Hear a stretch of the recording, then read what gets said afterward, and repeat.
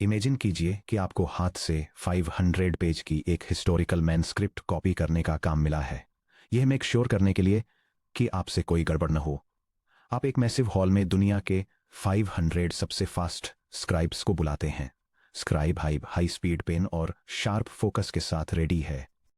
आपके पास कुछ ही सेकंड्स में पूरी लाइब्रेरी को ट्रांसक्राइब करने के लिए अल्टीमेट वर्कफोर्स तैयार है। फिर आप प्रोजेक्ट के रूल्स रिवील करते हैं। स्क्राइब नंबर 2 तब तक एक सिंगल लेटर भी नहीं लिख सकता जब तक स्क्राइब नंबर 1 पेज 1 फिनिश करके अपने नोट्स हैंड ओवर नहीं कर देता। स्क्राइब नंबर 3 को स्क्राइब नंबर 2 का वेट करना होगा। स्क्राइब नंबर 4 को स्क्राइब नंबर 3 का वेट करना होगा और स्क्राइब नंबर 500 को तब तक हाथ पर हाथ रखकर 5 आवर्स के लिए पूरी तरह खाली बैठना होगा जब तक कि पेज 499 कंप्लीट न हो जाए। आप तुरंत रियलाइज कर लेंगे कि यह रूल कितना एब्सर्ड है। आपके पास hundreds of eager workers ready खड़े हैं, फिर भी आपकी कंप्यूटिंग पावर का 99.8% हाथ पर हाथ रखकर बैठने के लिए मजबूर है, क्योंकि आपके प्रोसेस को एक सिंगल फाइल हैंड ऑफ की जरूरत है।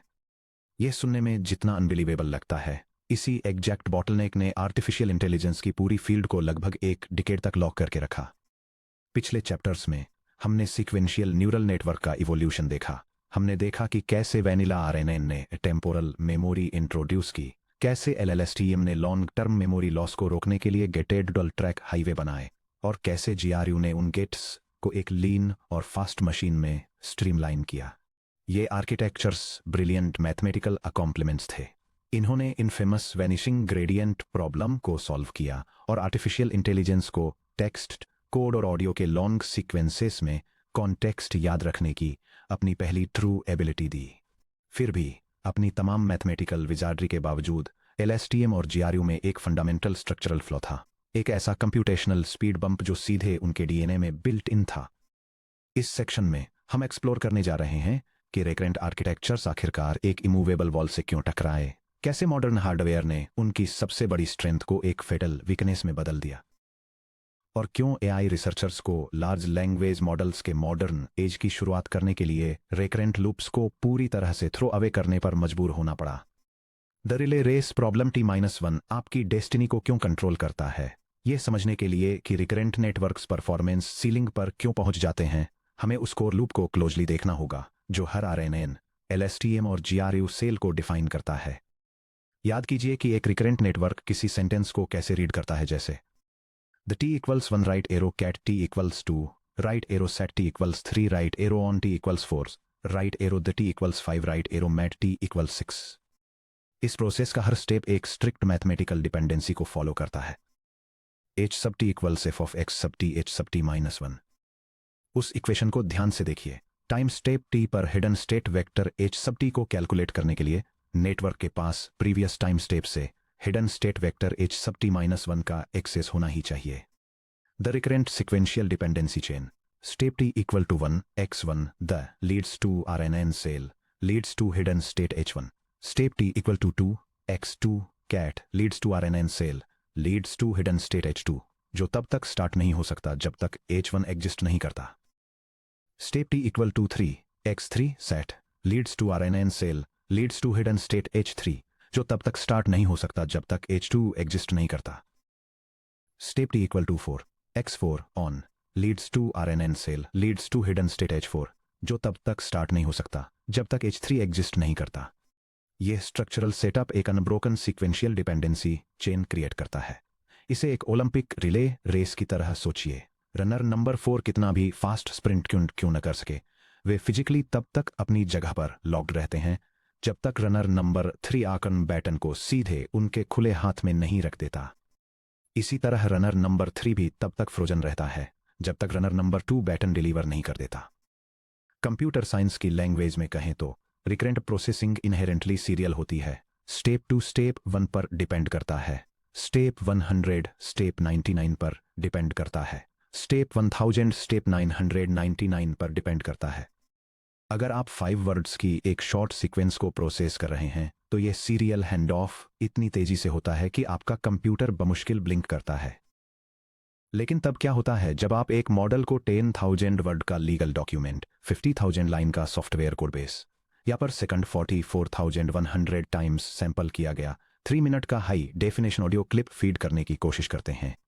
नेटवर्क के पास कोई चॉइस नहीं है, इसे एक के बाद एक सिंगल फाइल लाइन में tens of thousands separate sequential steps run करने ही होंगे। हार्डवेयर कोलिजन सुपर कंप्यूटर्स को सिंगल फाइल लाइंस में फोर्स किया गया। RNN का सीरियल नेचर एक टोटल डिजास्टर नहीं बनता अगर computer hardware single threaded execution को प्रेफर करने के लिए इवॉल्व हुआ होता, लेकिन हार्डवेयर ठीक अपोजिट डायरेक्शन में इवॉल्व हुआ। यह समझने के लिए कि इसने AI में एक मैसिव क्राइसिस क्यों क्रिएट किया, हमें यह फिर से देखना होगा कि modern computing hardware under the hood कैसे ऑपरेट करता है। यह डायग्राम CPU और GPU के बीच के आर्किटेक्चरल डिफरेंसेस को इलस्ट्रेट करता है, जिसमें CPU के कम नंबर वाले फास्ट कोर्स जो सिक्वेंशियल ऑपरेशंस के लिए ऑप्टिमाइज्ड हैं, उनका कॉन्ट्रास्ट GPU के हजारों पैरेलल कोर्स से किया गया है जो साइमल्टेनियस मैट्रिक्स कैलकुलेशंस के लिए डिजाइन किए गए हैं। GPU एडवांटेज पैरेललिज्म एक मॉडर्न ग्राफिक्स प्रोसेसिंग यूनिट यानी GPU जैसे एनवीडिया द्वारा बनाए गए GPU एक स्टैंडर्ड कंप्यूटर प्रोसेसर की तरह नहीं बना होता है।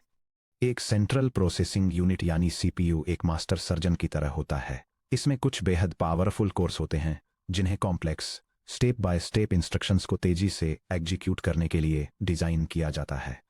दूसरी तरफ एक GPU 10,000 मैथ मेजर्स से भरे स्टेडियम की तरह होता है जो परफेक्ट सिंक में काम कर रहे हों।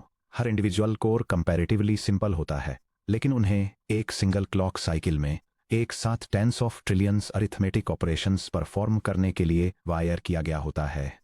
जब आप इमेजेस पर कॉन्वोल्यूशनल न्यूरल नेटवर्क यानी CNN को ट्रेन करते हैं तो GPU बहुत शानदार परफॉर्म करते हैं। ऐसा क्यों है?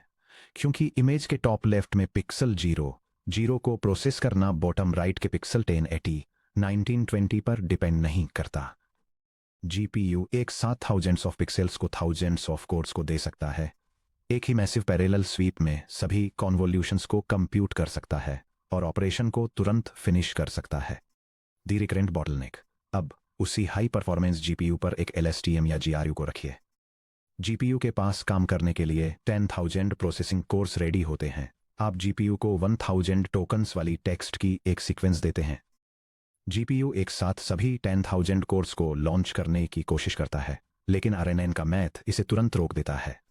कोर नंबर 1 टोकन नंबर 1 के लिए H1 कैलकुलेट करता है। कोर नंबर 2 से लेकर नंबर 10,000 तक के कोर्स को बिल्कुल बेकार बैठना पड़ता है। कोर नंबर 1 के फिनिश होने का वेट करते हुए कोर नंबर 1 H1 को फिनिश करके इसे कोर नंबर 2 को पास करता है। Core number token number 2 cat के लिए H2 कैलकुलेट करता है। कोर नंबर 3 से लेकर नंबर 10,000 तक के कोर्स को बिल्कुल बेकार बैठना पड़ता है, कोर नंबर 2 के फिनिश होने का वेट करते हुए। यह diagram recurrent neural network training के दौरान GPU कोर यूटिलाइजेशन को इलस्ट्रेट करता है और यह डेमोन्स्ट्रेट करता है कि कैसे सीक्वेंशियल टाइम स्टेप्स एक समय में केवल एक कोर को एक्टिवेट करते हैं जबकि thousands of other cores idle रह जाते हैं, जिसकी वजह से नियरली 99.9% कंप्यूटेशनल कैपेसिटी वेस्ट हो जाती है। इस हार्डवेयर मिसमैच ने एक सीवियर ऑपरेशनल बॉटलनेक क्रिएट कर दिया। Machine learning engineers millions of dollars के कटिंग एज हार्डवेयर खरीद रहे थे सिर्फ यह देखने के लिए कि उनके GPU अपनी मैक्सिमम पोटेंशियल कैपेसिटी के एक छोटे से हिस्से पर चल रहे हैं, क्योंकि recurrent algorithms fundamentally time dimension में पैरेलल चलने में इनकैपेबल थे। Section break. Web scale data का एक्सप्लोजन। दीवार और ऊंची होती जाती है। डीप लर्निंग के शुरुआती दिनों में 2010 से 2015 के दौरान RNNs का सीक्वेंशियल नेचर एक मैनेज करने लायक परेशानी थी। डेटासेट्स में थाउजेंड्स छोटे सेंटेंसेस, क्लीन सिंथेटिक बेंचमार्क्स या छोटे ऑडियो सैंपल्स होते थे। एक सिंगल सर्वर पर एक LSTM को कुछ घंटों या दिनों में ट्रेन किया जा सकता था। हालांकि जैसे जैसे AI फील्ड लेट 2010s में आगे बढ़ा, रिसर्चर्स ने मशीन लर्निंग मॉडल्स के बारे में एक फंडामेंटल ट्रुथ डिस्कवर किया। Data scale plus model scale equal to emergent intelligence. अगर आप एक मॉडल को 10,000 सेंटेंसेस के छोटे डेटा सेट पर ट्रेन करते हैं तो वो बेसिक ग्रामर सीखता है। अगर आप उसी मॉडल को billions web pages, digital books, technical papers और कोड रिपोजिटरीज पर ट्रेन करते हैं तो वो रीजन, समराइज, ट्रांसलेट और ओरिजिनल कोड कंपोज करना शुरू कर देता है। इस रियलाइजेशन ने उन फाउंडेशन मॉडल्स को बनाने की रेस शुरू कर दी जो हंड्रेड्स ऑफ बिलियंस और आखिरकार ट्रिलियंस ऑफ टेक्स्ट टोकन्स वाले इंटरनेट स्केल डेटा सेट्स पर ट्रेंड थे। आइए देखते हैं कि जब आप रिकरेंट आर्किटेक्चर्स का यूज करके इस डेटा एक्सप्लोजन का सामना करते हैं तो क्या होता है। रिकरेंट मॉडल्स का टाइम कॉम्प्लेक्सिटी एक्सप्लोजन।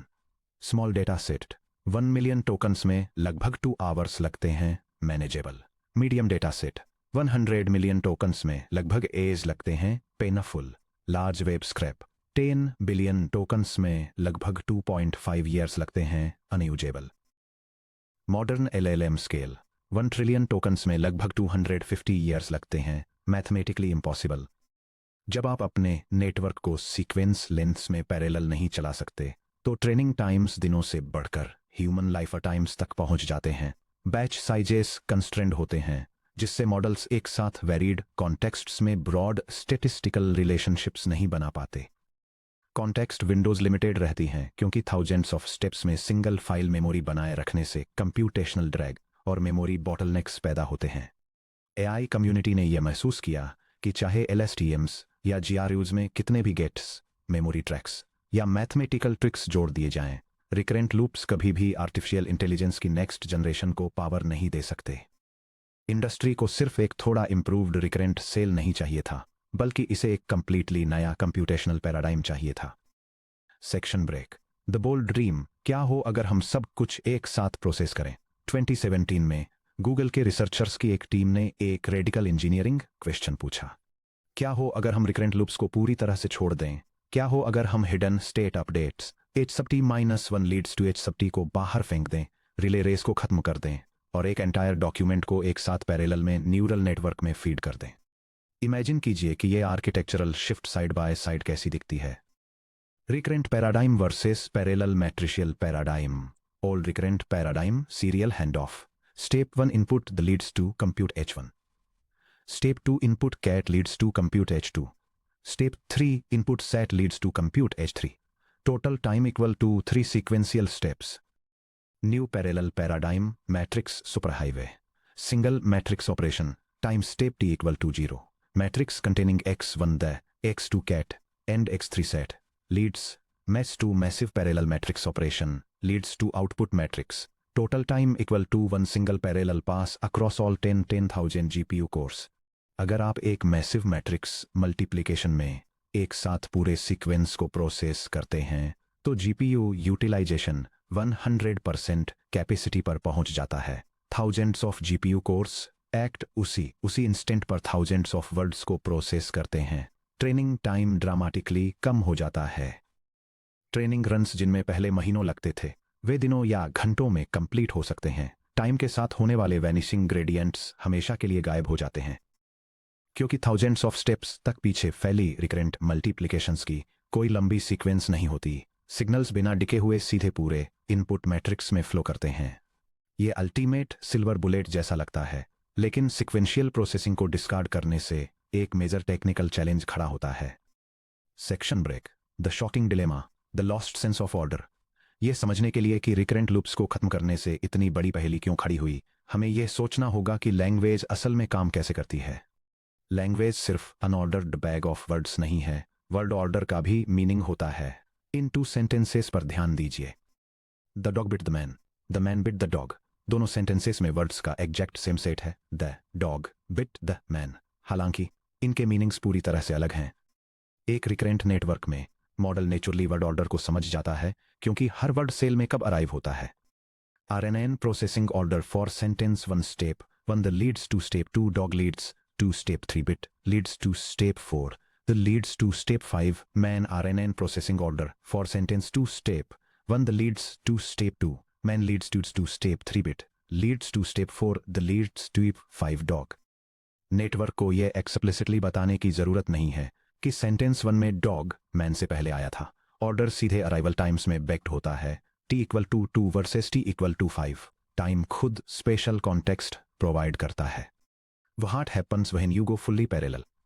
अब इमेजिन कीजिए कि हम सिक्वेंशियल टाइम को पूरी तरह से छोड़ देते हैं।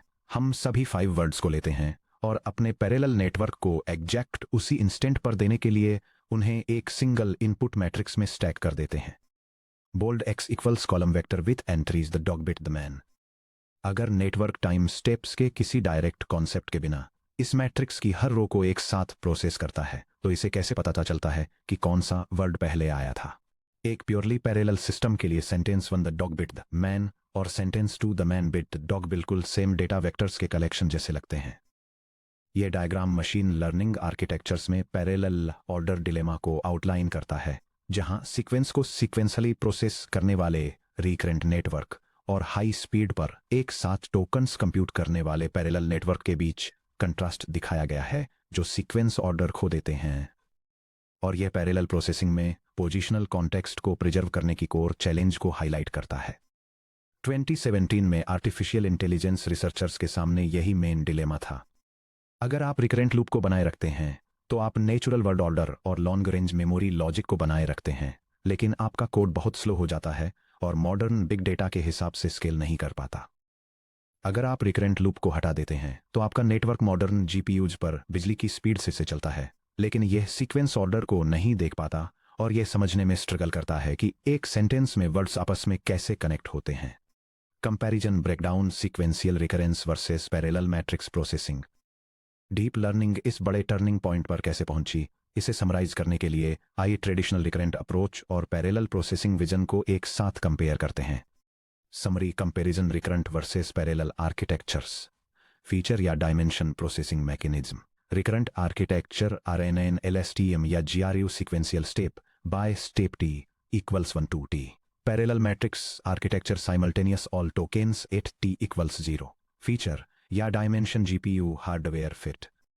रिकरेंट आर्किटेक्चर पर single core active per step. Parallel matrix architecture IDL 10,000 plus cores fully loaded. Feature या dimension word order tracking. Recurrent architecture implicit pattern handoff of over time। Parallel matrix architecture lost naturally requires new maths। Feature या dimension scaling potential. Recurrent architecture limited by time step dependencies. Parallel matrix architecture massive scales to trillions of tokens. Feature या dimension computational bottleneck. Recurrent architecture sequential time execution. Parallel matrix architecture memory bandwidth and matrix size. Feature या dimension primary historical era. Recurrent architecture 2011-2017। Parallel matrix architecture 2017 to present day transformer era. Looking ahead the next paradigm shift. Bottleneck clear था, hardware wait कर रहा था और dilemma सामने था। Machine learning field एक ऐसे क्रॉसरोड पर पहुंच गया था। पूरी लाइब्रेरीज पढ़ने, कॉम्प्लेक्स क्वेश्चंस के आंसर देने, कोड लिखने और इंसानों की तरह बात करने में सक्षम मॉडल्स बनाने के लिए इंजीनियर्स को एक ऐसा मैकेनिज्म इन्वेंट करना था। मॉडर्न जीपीयूज की पूरी कंप्यूटेशनल पावर का यूज करने के लिए सभी टोकन्स को पैरेलल में प्रोसेस कर सके, पोजिशनल इंफॉर्मेशन को सीधे वर्ड वेक्टर्स में इंजेक्ट कर सके ताकि मॉडल कभी सेंटेंस स्ट्रक्चर को न भूले। स्टेप बाय स्टेप स्टेट हैंडऑफ्स पर निर्भर हुए बिना रिलेटेड वर्ड्स को आपस में जोड़ने के लिए पूरे टेक्स्ट इनपुट को डायनेमिकली देख सके, जैसे कि प्रोनाउन इट को 3 पैराग्राफ पहले मेंशन किए गए नाउन से लिंक करना। इस चैलेंज का जवाब 2017 के एक लैंडमार्क रिसर्च पेपर में आया जिसका title attention is all you need था। उस पेपर में प्रपोज्ड सॉल्यूशन ने सिर्फ एक्सिस्टिंग रिकरेंट सेल्स को ट्वीक नहीं किया, बल्कि उन्हें पूरी तरह से अटेंशन नाम के एक कॉन्सेप्ट से रिप्लेस कर दिया। एक नेटवर्क एक ही समय पर सेंटेंस के हर वर्ड को कैसे देखता है और यह पता लगाता है कि कौन से वर्ड्स एक दूसरे से केयर करते हैं। उस क्वेश्चन का आंसर देने के लिए हमें अपने next section 6.2 the core secret what is the attention mechanism में चलना होगा, जो ChatGPT, क्लॉड और जेमिनी जैसे मॉडर्न AI मॉडल्स को पावर देने वाला कोर इनोवेशन है।